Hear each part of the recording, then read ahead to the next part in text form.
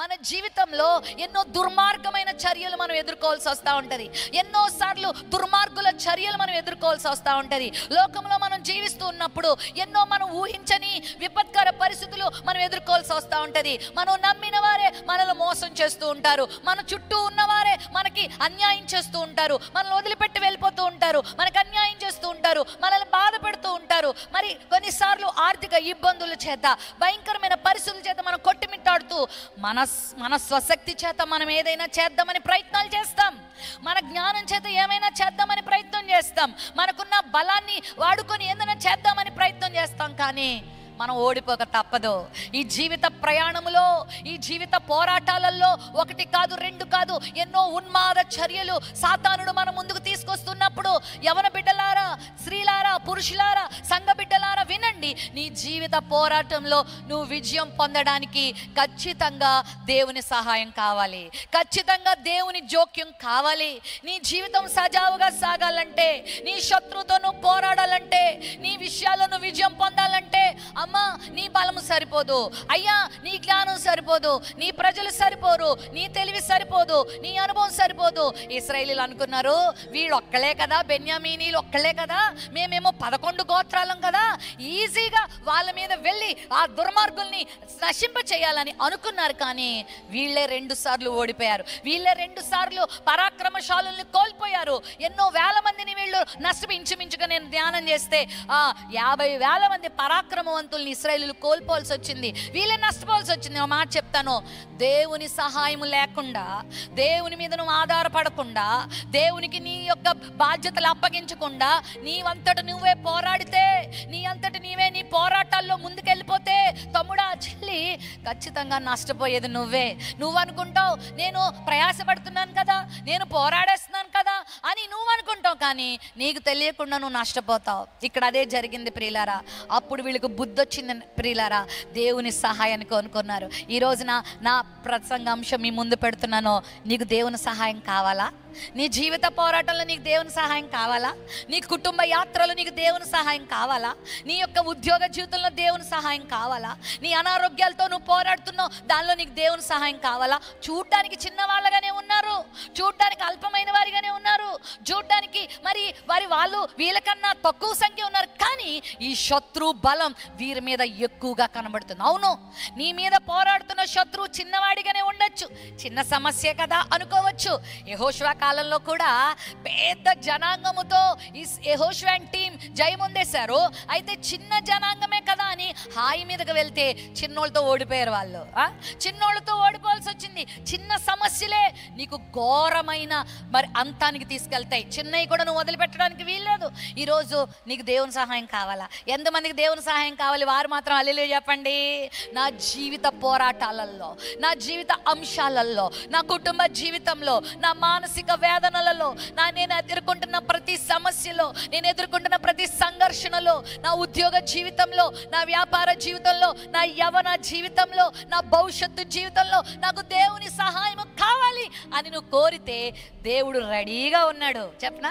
మన దేవుడు ఎంత మంచి దేవుడు. ఇందాక ఆరాధనలో కూడా చక్కని ఆరాధన జరిగింది. ఎంత మంచి దేవుడు అయ్యా. నువ్వు అడిగితే, నువ్వు ఆధారపడితే, నువ్వు ఆయన మార్గంలో జీవిస్తే నీకు ఆయన ఎప్పుడు సంసిద్ధంగా ఉంటాడు నీకు సహాయం చేయడానికి. నాకు దేవుని సహాయం అక్కర్లేదులే అన్న వాళ్ళ జోలికి దేవుడు రాడు. కానీ అయ్యా నీ సహాయం కావాలి అయ్యా అని అడిగితే ఆయన ఎప్పుడు సంసిద్ధంగానే ఉంటాడు. ఆయన ఎప్పుడు రెడీగా ఉంటాడు నీకు సహాయం చేయడానికి. కావాలా నీకు ఆయన సహాయము? అది చిన్నదైనా పెద్దదైనా నీ జీవితంలో. అసలు ఒక మాట చెప్తాను, మన మానవ జీవితమే ఒక పోరాటం లాంటిది తెలుసా? ఒక యుద్ధ బ్యాటిల్లో మనం ఉన్నట్టే. అనుదినము పోరాటాలే, అనుదినము మానసిక సంఘర్షణలే.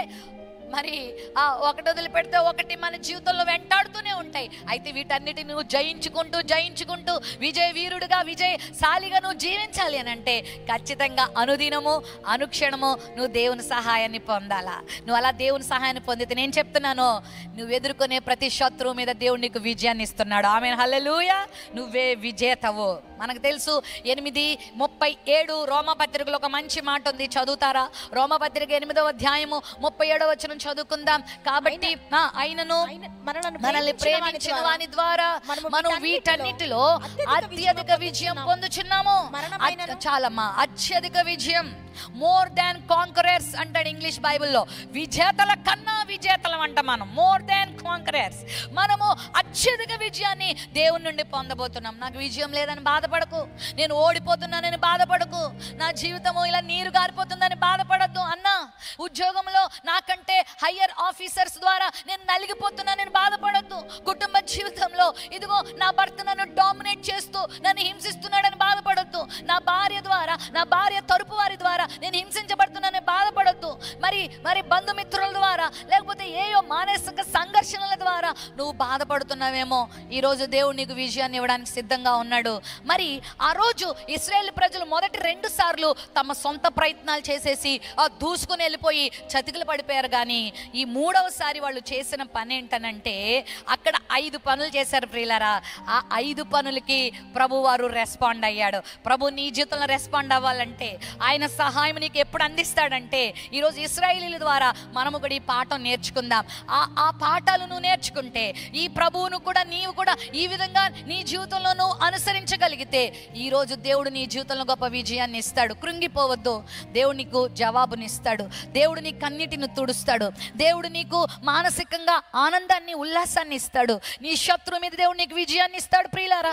అందుకే ఎఫెసీ పత్రిక 6వ అధ్యాయంలో కూడా 10వ వచనం నుండి కనుక చదివితే, మనము పోరాడినది శరీరులతో కాదు కానీ దురాత్మల సమూహంతో మనం పోరాడుతున్నాం.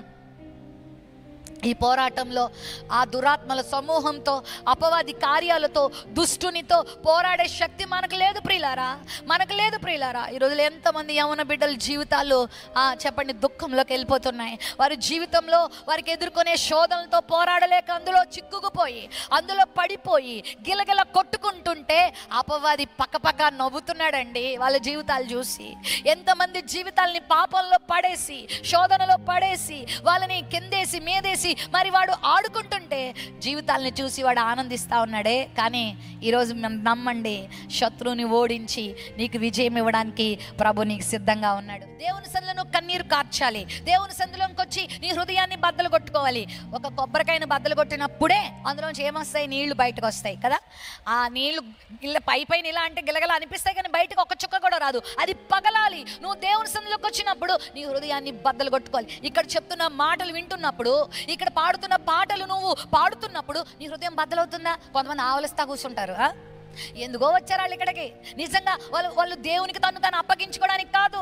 నీ హృదయం బద్దలవాలి. ఏడవడం అంటే ఇది ఇక్కడ ఏదో మరి ఏడుపు గోళలని కాదు, కానీ పశ్చాత్తాప హృదయం. దేవుని సందులోనికి వచ్చి నువ్వెవరవో తెలుసుకోవాలి, దేవుడు ఎవరో తెలుసుకోవాలి. దేవుని సందులో పశ్చాత్తాపంతో నువ్వు ప్రార్థన చేయాలి, ఏడవాలి.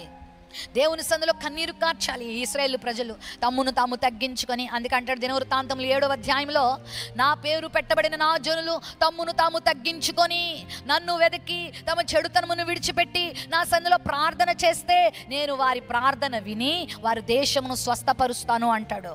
నువ్వు దేవుని దగ్గరకు వచ్చి ఆయన మందిరంలో నువ్వు రావాలి. వచ్చి నువ్వు రెండోదిగా చేయాల్సిన పని ఏంటంటే నువ్వు దేవుని సన్నిధిలో ఏడవాలా. దేవుని సన్నిధిలో నీ హృదయాన్ని బద్దలు కొట్టుకోవాలి.